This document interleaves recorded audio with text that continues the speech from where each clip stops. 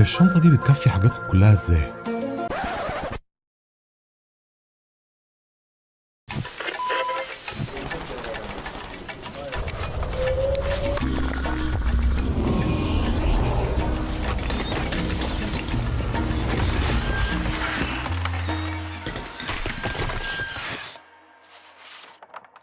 الله يفضحك. مساء الخير، معاكم نور. حلقة اسبوع النهاردة موضوع شوية مقلق جدا، هو موضوع شوية حساس، فأنا هحاول أتكلم عن الموضوع ده على قد ما أقدر من غير ما نخش في منطقة الحظر بتاعت اليوتيوب، عشان اليوتيوب اليومين دول عامل زي كده حماتي، ربنا يعينها ويديها الصحة والعافية يا رب.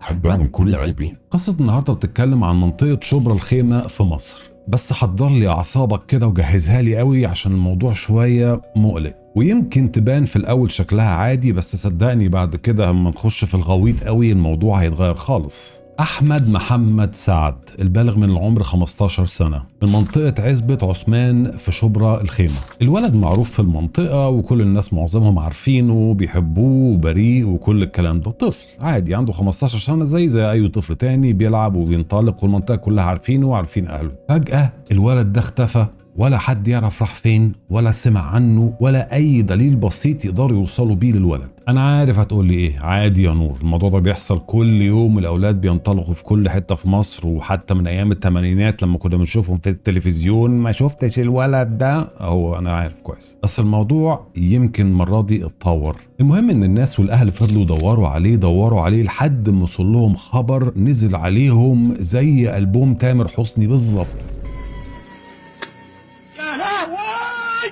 وفعلا لقوا الولد، ولكن يا ريتهم ما كانوا لقوه. المهم خلينا بس نرجع خطوة لورا شوية. في شاب عنده 29 سنة اسمه طارق، عايش في نفس المنطقة وشغال شغلانة بسيطة في قهوة. شاب عادي، ظروفه صعبة، نفسه يحسن وضعه ونفسه يحسن مستواه ويطلع من الأزمة اللي هو عايش فيها. المهم انه في يوم طارق ده اللي عنده 29 سنة راح من كتر ما هو يا حرام طفح بيه الكيل وزهق وتعب، لما قال يا بس من شغل القهوة دخل على الانترنت بشكل مختلف، كتب على الانترنت انا مستعد اتبرع بجزء من جسمي في مقابل مبلغ كويس، وكمل يومه عادي وكمل شغله، والموضوع اتنسى يوم يومين، وما كانش مفكر ان الموضوع ده هيفتح له باب جهنم. لقى فجأة انه في رد، والرد ده جاي من مكان ما هنتكلم عنه دلوقتي، والرد ده بيتكلم بطريقة غامضة جدا وبيقول أنا عايزك تعمل لي شغلانة، والشغلانة دي هديك مقابلها 5 مليون جنيه. فطارق رد وقال مهمة؟ شغلانة؟ ايه هي الشغلانة وايه هي المهمة؟ فترد عليه وقال له هنتكلم بعدين. هقول لك بالظبط عشان ادخلك في المود بتاع الموضوع مين الشخص اللي كان على الخط التاني. الشخص يا سيدي العزيز اللي على الخط التاني ما كانش دكتور، ولا كان شخص عايز يتعالج، ولا راجل في السوق السوداء، ده كان طفل عنده 15 سنة بيكلمه من دولة عربية. انت متخيل الصدمة انه طفل عنده 15 سنة بس هو اللي بيكلم راجل عنده تقريبا 30 سنة وبيقول له اكلمك في مهمة على الدارك ويب. انا ما كنتش ذكرت موضوع الدارك ويب، الحوار ده تم على الدارك ويب، مش على جوجل ولا ياهو ولا اي حاجة من الحاجات اللطيفة دي. خرج الصبي المصري أحمد محمد سعد من منزل أسرته الواقع في حي عزبة عثمان بمنطقة شبر الخيمة بالعاصمة المصرية القاهرة، لكن بعد أن مر يومين دون أن يظهر أي أثر لأحمد، بدأت السلطات الأمنية في التحرك والتحقيق في الأمر بجدية. لحد دلوقتي محدش قادر يفهم ازاي طفل عنده 15 سنة قدر يتحكم في راجل كبير عنده 30 سنة في مصر، وازاي الانترنت تتقلب تبقى سلاح خطر في ايد الاطفال. واللي انا بقى مستغرب له اكتر، ازاي طفل عنده 15 سنة يبقى معاه 5 مليون جنيه. انا على فكرة عارض نفسي للتبني لو حد عايز يبقى ابنه يعني. بس قبل ما نكمل لازم تفهم حاجة اعرفك عليها، لو يمكن انت عندك دراية عنها كمان مفيش مشكلة، بس خدها مني بونبوناية. ايه هي الدارك ويب؟ وازاي يتكلموا في الدارك ويب؟ وتوصل لها ازاي الدارك ويب دي؟ الدارك ويب او زي ما تتسمى الانترنت المظلمة او الضلمة او الجزء الخفي من الانترنت، هو مكان الانترنت او الشبكة اللي مستخبية جوه الانترنت بطريقة مبسطة. يعني ما ينفعش تدخلها بمتصفح زي جوجل ولا اكسبلورر ولا الحاجات اللطيفة الظريفة دي، لا انت بتستخدم لها متصفح متخصص اسمه تور. ايه اللي انت ايه ده؟ لا مش الطور ده. اعتذر، هو مرفوض مبدئيا. TOR تور هو متصفح متخصص ان هو يخش فقط على المواقع السرية والدارك بليسز او الاماكن المظلمة في الانترنت. وجوه الدارك ويب اول ما تبدأ تخش وتتصفح في كل ما تتخيله وفي كل ما لا تتخيله. اسواق سلاح تلاقي موجود، مخدرات تلاقي موجود، وثائق مزيفة تلاقي موجود، سرقة هويات تلاقي موجود. حلقات ياسمين عز تلاقي.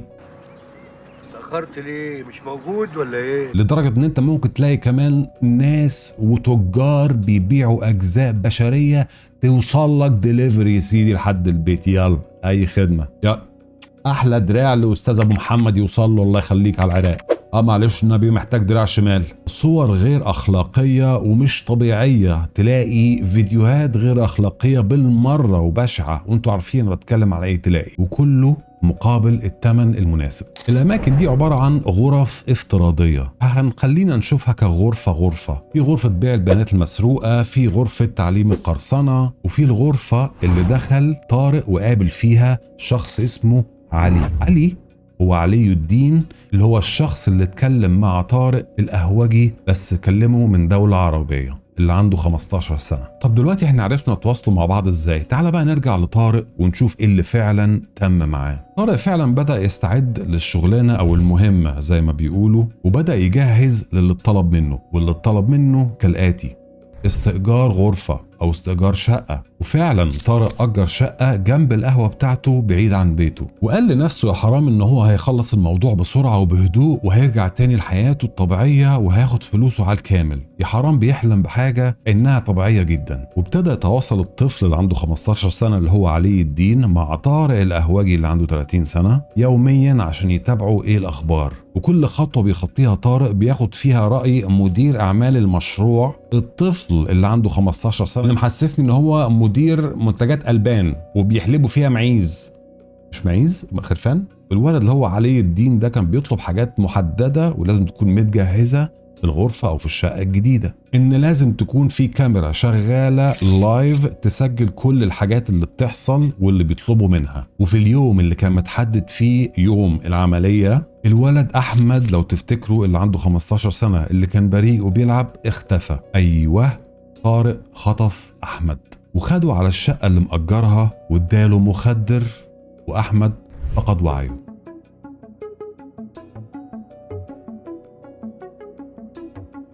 حاجة ساعة بيبس كولا. طبعا أحمد مختفي، محدش عارف يوصل له. طارق في الوقت الحالي كان بيبعت الفيديوهات والتسجيل اللايف زي ما قال له علي الدين اللي في الدولة العربية، وكل حاجة ماشية المفروض تمام، وكل اللايف فيد على التليفون متسجل على اللي بيعمله طارق الطفل أحمد. أنا محتاج أوضح أكتر من كده؟ أظن أنتوا تقريبا عندكم صورة عن الموضوع، بس لا ما أعتقدش. لحد دلوقتي احنا كمشاهدين مش عارفين بالظبط إيه اللي حصل، بس احنا عارفين ومتأكدين ان في حاجة كبيرة غلط بتحصل. والحاجة اللي خلتني اكتر افكر باسلوب طارق الغريب ده، انه طارق كان بيتعامل مع اللي بيعمله في الطفل احمد كأنه شيء عادي او شغلانة عادية عشان يجيب فلوس ومش اكتر.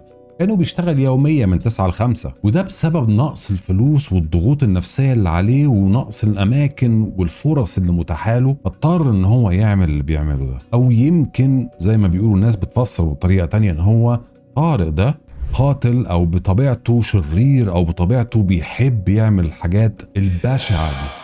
لم يعد أحمد للمنزل أبدا، الأمر الذي دعا والديه للنزول للبحث عنه في مقع ألعاب الفيديو. لم يكن أحد يملك إجابة على هذا السؤال سوى طارق، الذي كان قد وقع في أيدي المحققين في تلك المرحلة بعد أن تم إلقاء القبض عليه. انت قتلت عمدا مع سبق الإصرار المجني عليه أحمد محمد سعد محمد بتحريض واختطفته وحضرت عقاقير طبية وحزام جلد وخنقته وشرحت جسده على النحو اللي عرض علينا في الأوراق. تنكر جريمته؟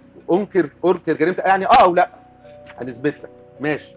طارق بعت الفيديوهات وبعت اللايف فيد بالكاميرا وبالفيديو وكل حاجة، وعمل اللي عمله وطفش. بعدها بيومين بالظبط الشرطة بدأت تدور مع الناس اللي في المنطقة لحد ما ابتدوا يشموا ريحة معفنة الله يعزكم يعني في شقة من الشقق. وفعلا الشرطة المصرية اقتحمت الشقة وفعلا لقت جثة للأسف الطفل أحمد ملقية على الأرض. باختصار كده، بعد ما الشرطة أخذت طبعا جثة أحمد وبعد ما راحت للطبيب الشرعي عشان يشوفوا بالظبط إيه اللي حصل، مش هو اللي انتوا فاهمينه ولا اللي متخيلينه، لأنه أحمد جثته كان فيها حاجات كتير ناقصة ومتشالة ومحطوطة في أكياس جنبه. بس إزاي طارق قدر يعمل كده لأحمد؟ طارق كان بيقول لأحمد إن هم هيروحوا يلعبوا ماتش كورة، وخدوا بعد كده طارق وطلعوا على الشقة عشان قال يجيبوا حاجة، وكان في مخدر موجود واستعمل المخدر. ولما أحمد فقد الوعي طارق قطع نفس أحمد لحد ما ألقى النفس الأخير، وبعد كده بدأت عملية الإذاعة لايف وتسجيل الفيديوهات. فاكر لما قلت لك في أول الفيديو إن أحد الغرف اللي موجودة في الدارك ويب هو الغرف اللي الناس بتدفع فيها فلوس مقابل فيديوهات معينة؟ هو ده كان فعلا السبب الرئيسي إن طارق عمل كده في الشاب الصغير اللي اسمه أحمد. بعد ما طارق خلص المهمة زي ما طلب منه الشاب اللي في الدولة العربية، قال له أنا مهمتي خلصت. رد عليه الشاب اللي في الدولة العربية علي الدين وقال له أنا عايزك تشوف جثة تانية وشخص تاني، المرة دي يكون عنده 8 سنين. طارق هنا ابتدى يخاف وابتدى يترعب وبيفكر ويعرق، مش عارف يتصرف ازاي. كل اللي جه على باله ان هو حط كل حاجة في اكياس وهرب من الشقة. المشكلة هنا يا صديقي العزيز ان الشرطة المصرية الحمد لله توصلت بسرعة لطارق والقبض عليه قبل ما يرتكب جريمة تانية بشعة. ولكن الغريب هنا في الموضوع ان طارق وعلي الدين ده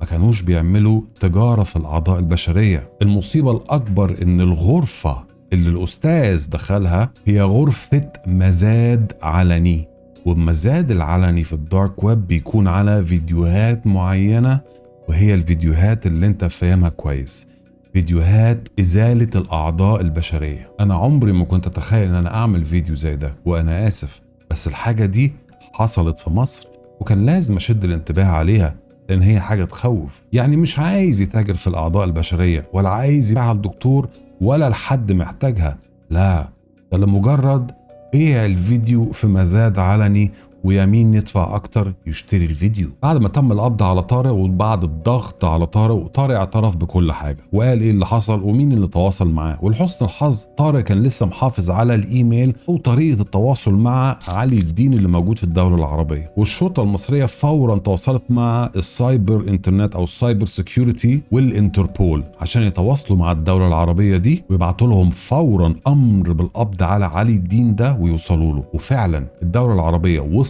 وألقت القبض على علي الدين وأبوه وكل الملتزمات بتاعتهم، وفورا رحلوهم على مصر. هنا وقفوا قدام القاضي وتم إلقاء عليهم تهمة القتل عمدا. ده لطارق اللي عنده 29 سنة تم إدانته بالقتل عمدا. وانتوا عارفين طبعا تهمة زي كده في مصر غالبا بتكون ايه؟ في المحكمة طارق خد إعدام، وعلي الدين اللي كان في الدولة العربية بما إن هو عنده 15 سنة يعني ماينر أو لسه تحت السن المراهقة، راحوا خابطينه 15 سنة كمان مناسبين لسنه. واتضح بعد كده إنه علي الدين ده كان بينصب على ناس كتير في مصر وفي دول تانية إنه يخليهم يعملوا كده وياخد الفيديوهات ويبيعها لأعلى سعر. وعلى فكرة لما أقول أعلى سعر بتوصل لملايين الدولارات لمجرد فيديو دقيقة أو دقيقتين يكون فيه المحتوى القاسي والقذر ده. بس أحمد للأسف مات بطريقة ما كانش أبدا حد يتخيلها ولا يتوقعها إن هي تحصل في دولة عربية وكمان في مصر. بغض النظر عن الموضوع ده اوريدي موجود في مصر، واوريدي في تقريرات كتيرة جدا للشرطة وللمباحث وللمخابرات في مصر عن الموضوع زي ده. ودي يا صديقي العزيز مش مجرد جريمة، دي علامة ان انت قادر وتعملها وتروح وتنساني. اشواقنا تقتلها وتحب من تاني، وروح بعيد مش هبكي على الليالي تاني. مين اللي ايه الكلام ده؟